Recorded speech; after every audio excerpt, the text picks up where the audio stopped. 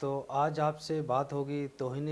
رسالت جیسے قانون کے بارے میں کہ یہ قانون ہمارے لیے ایک عذاب الہی بنا دیا گیا ہے۔ اس توہین رسالت نے بہت سی معصوم جانوں کو برباد کیا ہے، بہت سی مسیحی آبادیاں جلا دی گئی ہیں، بہت سے مسیحی لوگوں کو زندہ آگ کی بٹی میں جلا دیا گیا ہے، صرف جھوٹ کی بنیاد پر اور صرف توہین رسالت جیسے قانون کے نام پہ تباہ و برباد کر دیا گیا ہے۔ لاتعداد ہماری مسیحی آبادیاں ہیں جن کو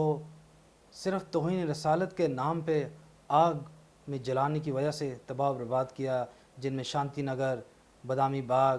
اور بے انتہا مسیحی آبادیاں ہیں، پنجاب میں،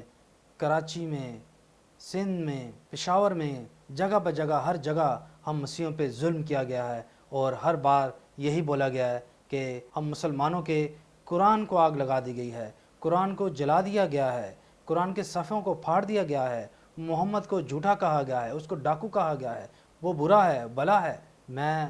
آپ تمام لوگوں کو آپ کی توجہ اپنی طرف مضبوط کرانا چاہتا ہوں کہ یہ ہم مسیحی جو کہ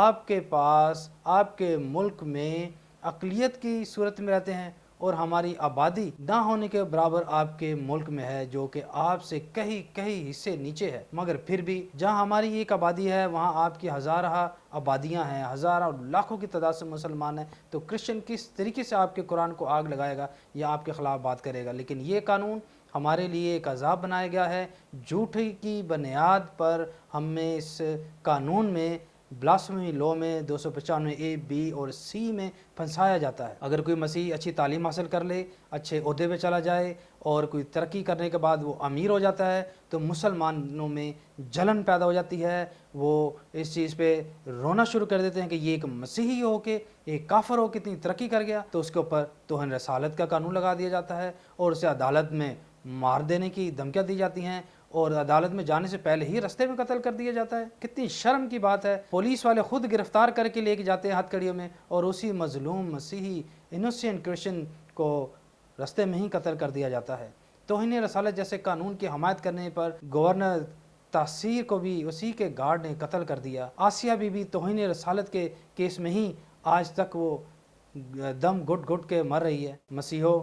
کب تک ہم اس مشکل گھڑی میں ہر وقت اس توہین رسالت جیسے قانون میں جائیں گے؟ میں آپ لوگوں کو یہ حقیقت بتانا چاہتا ہوں، توہین رسالت بے بنیاد جھوٹ کی بنیاد پہ بنایا گیا، اس کی بنیاد بھی جھوٹ تھی، اب بھی جھوٹ ہے اور ہمیشہ جھوٹ رہے گی۔ میں تمام انٹرنیشنل قوانین کورٹس کو اور این جی اوز سے اپیل کرتا ہوں، I do appeal to all NGOs and all the representing and reacting all the NGOs, the courts, all the globally, that this law which is blasphemy law, it's not a correct law, article which is a sword on our neck، ہم پہ یہ تلوار لٹکا دی گئی ہے، جب مسلمان چاہے، جس مسیح پہ چاہے، یہ قانون کو بائی فورس اڈیپٹ کر دیا جاتا ہے اور اسے عدالت میں جانے سے پہلے ہی قتل کر دیا جاتا ہے۔ اور اگر ہم عدالت میں چلے بھی جاتے ہیں تو ہمارے ساتھ ہوتا کیا ہے؟ پھر بھی وہاں پہ پھانسی، اور پھانسی کی اپیل دیں تو صدر اس پہ اپیل پہ کام نہیں کرتے۔ تو اب ہمیں اس بات پہ غور کرنا ہے کہ کب تک ہم برداشت کریں گے۔ میں درخواست کرتا ہوں اپنے تمام مسیحی تنظیموں سے، انٹرنیشنل آرگنائزیشن سے، کہ اس قانون کو ختم کیا جائے، اس تلوار کو ہماری گردن سے اتارا جائے، اس عذاب کو تمام مسیحوں پہ جو پاکستان میں رہتے ہیں اسے چھٹکارا دیا جائے جو جھوٹ کی بنیاد پہ ہم